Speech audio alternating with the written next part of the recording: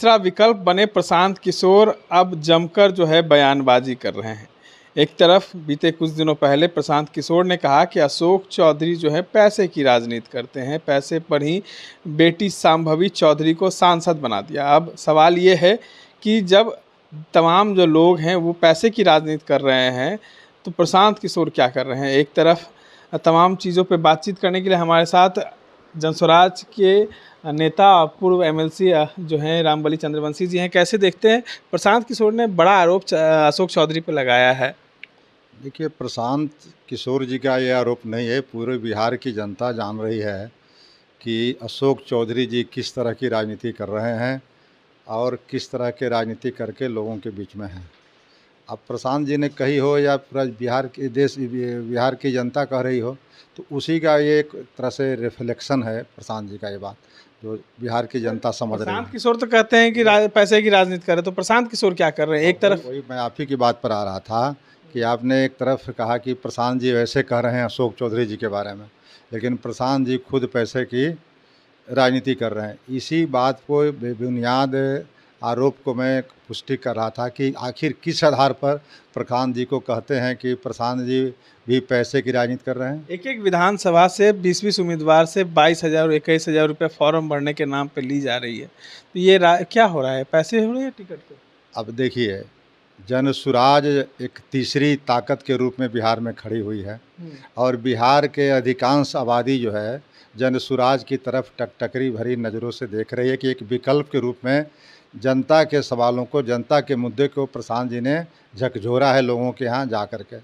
अब प्रशांत जी की और जनसुराज की लोकप्रियता को देखते हुए हर विधानसभा में चुनाव लड़ने वाले लोगों की संख्या बढ़ते जा रही है। अब उस बढ़ते क्रम को थोड़ा सा नियंत्रित करने के लिए पार्टी स्तर पर उन्होंने व्यवस्था की कि जो लोग 21,000 रुपया दे करके फॉर्म भरेंगे पार्टी में, वही लोग उम्मीदवार के लिए योग्य माने जाएंगे।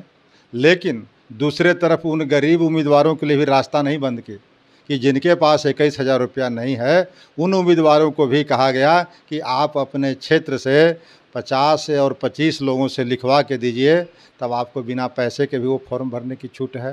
तो इसलिए जो पैसे वाले लोग हैं वो पार्टी में देंगे, लेकिन वह पैसा जनसुराज के कोई काम के लिए उपयोग नहीं होगा। उन सारे पैसे को जब जनसुराज किसी एक व्यक्ति के टिकट पर पहुंचेगी निष्कर्ष पर, तो उस व्यक्ति को वह सारे पैसे दे दिए जाएंगे चुनाव लड़ने के लिए। उन तमाम उम्मीदवारों के साथ तो खिलवाड़ हो गया।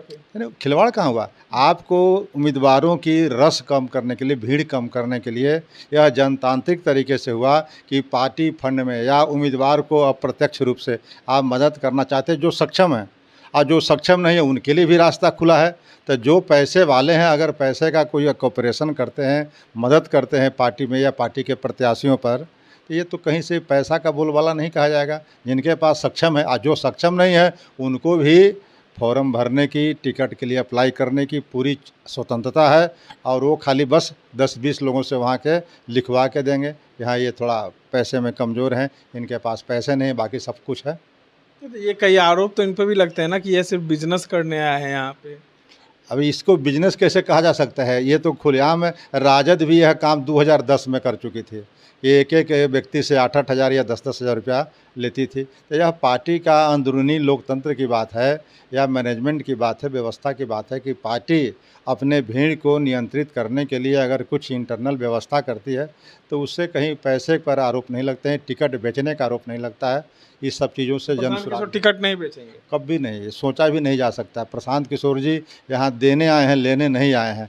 प्रशांत जी ने अपने जीवन में जितने पैसे कमाए हैं या जो सरोकार कमाए हैं, उन सब सरोकारों का अपने जीवन लगा दिए हैं, अपने दाव पर लगा करके, अपने पैसे से लेकर के, जीवन से लेकर के हर चीज़ को इस बिहार में कर्ज के रूप में ले रहे हैं कि बिहार का जो मेरा कर्ज था उस कर्ज को चुकाने आए हैं, और यह कर्ज को चुकाने में 1 साल नहीं 10 साल भी लगेगा तो हम लगाएंगे। एक सवाल है कि बिहार में तमाम पार्टियां जाति वर्ग को साधने में लगी हैं, क्या प्रशांत किशोर भी किसी जाति वर्ग को साधेंगे?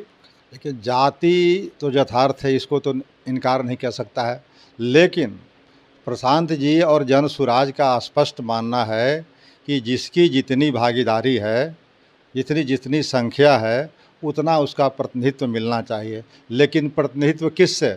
उस बिरादरी से, उस वर्ग से जो काबिल लोग हैं, जो अच्छे लोग हैं, उनको देने की बात कर रहे हैं। ये नहीं कि उस जाति के किसी व्यक्ति को दे दिया जाए जो चुनाव जीतने लायक हो। वह चुनाव जीतने और न जीतने से मतलब नहीं है, उस बिरादरी का, उस वर्ग का जो काबिल व्यक्ति है, ताकि संतुलित जो है समावेशी विकास हो सके, बिहार विकसित बिहार कहा जा सके।